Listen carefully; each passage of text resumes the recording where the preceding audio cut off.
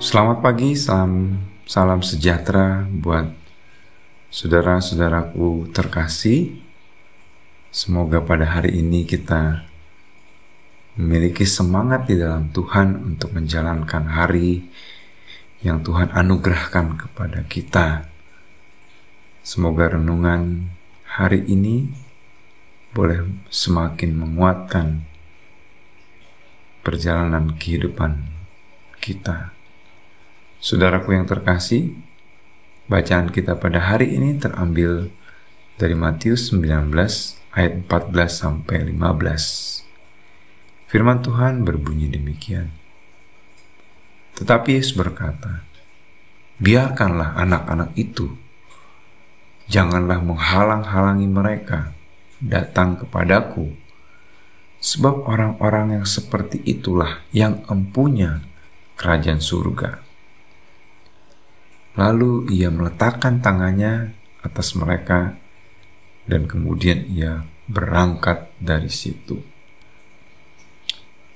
Sampai sedemikian pembacaan kita. Saudara yang terkasih, tema kita pada saat ini beroleh kerajaan surga.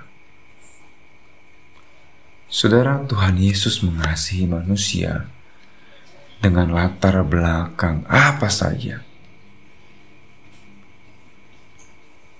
Ia ingin menganugerahkan kerajaan surga kepada mereka. Tentu anugerah yang akan Tuhan berikan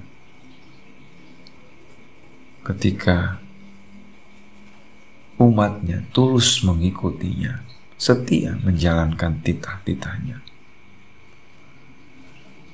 Bukan perkara seberapa banyak amal baik yang telah dilakukan, atau ibadah dan kegiatan gereja yang rutin dikerjakan, melainkan hati yang tulus, hati yang murni dalam menjalankan peran di dunia ini. Seperti anak kecil yang masih murni hati dan pikirannya, serta tidak ada motivasi negatif di dalamnya. Saudara, alasan mengapa para murid menghalangi anak-anak yang mau mendekati Yesus tidak dijelaskan pada bacaan kita. Tetapi para penafsir memberikan pesan upaya penghalangan ini adalah bentuk menjaga Yesus supaya tidak kehabisan energi dan dapat mengerjakan hal yang lebih penting. Penekanan para penafsir ini semakin mempertegas tema bahwa anak-anak sering mendapat tempat nomor 2 dalam komunitas. Tindakan Yesus yang secara gamblang menegur murid-muridnya di depan publik menunjukkan bagaimana anak-anak juga memiliki tempat penting dalam kerajaannya. Hal ini memberikan pesan tegas bahwa Yesus tidak pilih-pilih. Semua dilayani oleh Tuhan Yesus. Mereka yang dalam bergumul fisik maupun rohani, kaya ataupun miskin, tua ataupun muda, semua dilayaninya. Cinta kasih Allah ada untuk semua, termasuk mereka yang kecil seperti anak-anak.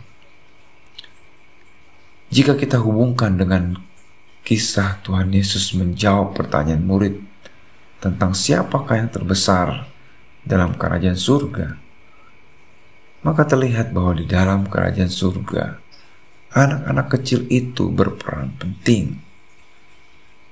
Pernyataan ini seharusnya membuat kita berpikir apakah kita sudah seperti anak-anak. Anak-anak tidak melakukan diskriminasi. Mereka bergaul dengan siapa saja. Anak-anak beriman secara sederhana. Anak-anak melakukan karya secara tulus. Dan sifat anak-anak pada umumnya selalu dikategorikan tulus dan polos. Sikap inilah yang harus dimiliki anggota kerajaan surga. Saudara, sebagai pengikut Tuhan, sudahkah kita berlaku sebagai pribadi yang tulus dan beriman secara sederhana. Ketika kita menjalankan pekerjaan dan aktivitas kita masing-masing, apakah kita mengerjakannya dengan sungguh dan benar? Tidak ada motivasi yang menyimpang dari firman Allah. Tidak ada kebencian dan dendam yang disimpan terhadap sesama. Memaafkan dan melupakan kesalahan orang lain. Itulah gambaran manusia yang layak beroleh kerajaan surga. Saat ini saya mengajak kita untuk mengembalikan kemurnian iman dalam mengikut Tuhan. Perbaiki sikap dan motivasi kita yang mungkin menyimpang dari kehendak Allah. Tuhan Maha Tahu dan Ia masih memberi kesempatan kepada kita untuk berubah menjadi lebih baik. Mulailah dari kehidupan keluarga kita, pekerjaan kita, pelayanan kita. Apakah semua dikerjakan secara tulus tanpa ada motivasi yang menyimpang? Selamat mencobanya. Tuhan Yesus memberkati kita. Amin.